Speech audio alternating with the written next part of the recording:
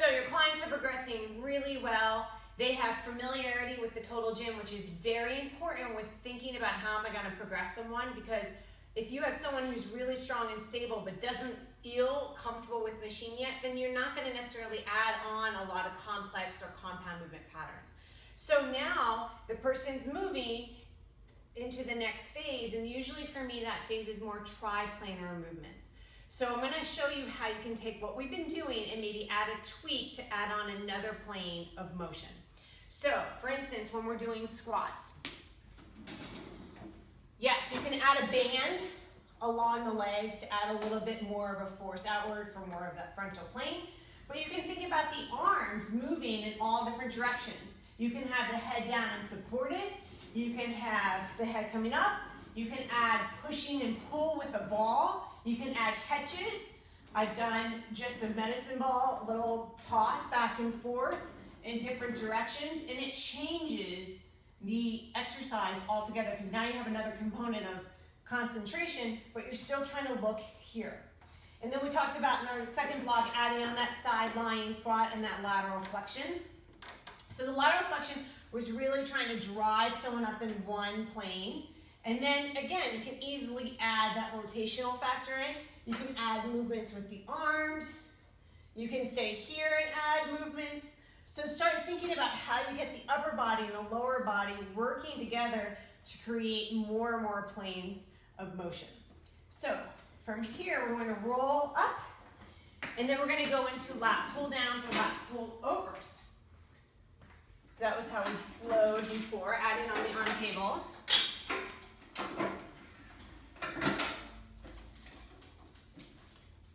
So now we're moving mostly with the upper body. I'm going to drive the other planes with my lower body. So rolling back. So you can start again with the lat pull down. You can add trunk rotation into it. Any of those types of movements, you can add a band going in and going out. If you're doing pullovers, you can be pulling over to one side, adding a diagonal movement in. You can also, I'm going to anchor down and let go of a cable. Just doing the pullover to one side, like I was just showing adding in that motion. You can add your legs into the motion, having them drop to one side or the other. But you can also take the hand on the opposite hand and be pulling down. And adding on D2 and D1 movement patterns for stabilization. From here, we had done a low chest press. And similarly, you can just go into a unilateral pattern, adding a rotational movement.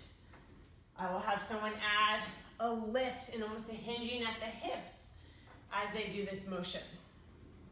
As well as overhead press, can you add a side bending? Maybe the other arm's staying by his side. Maybe it's not. Maybe you're starting to add a chest press and an overhead press. So you're starting to layer in the complexity of the movement pattern. So from here, we did upper back extension before. So now, you can come from here. I will say with upper back extension, I would like for you to know that you can do that same exercise. I'm just going to frog my legs because that helps me passively position my spinal lobe more because I do have a tendency to overarch. In that upper back, I start to know when to stop the motion because I start to see a little bit of movement of the glide board. That's a little bit of a progression because you can also add a pull-up there. Upper back and a pull-up. I can also use the lat bars as well. I can increase the complexity. I'm going to do one arm pull-up with the arm cable. And I can add a hip extension. I can add a hip extension with the knee bent. You can start layering on the movement patterns from there. I'm going to transition, notice I'm anchoring into hands and knees. And we had talked about doing opposite arm and leg. But no one says you can't do diagonal like movement patterns with the arm or with the leg. So start to put on your creativity hat, take what I'm doing and say, what else can you add or tweak the exercise? Lastly, I'm going to disengage my arm cable. I'm going to straddle, and we talked about sprinter start and pushing up and down. So you can have the person do more of a plyometric, but you can have them start and end at different points in the glide board. Not always straight diagonally on.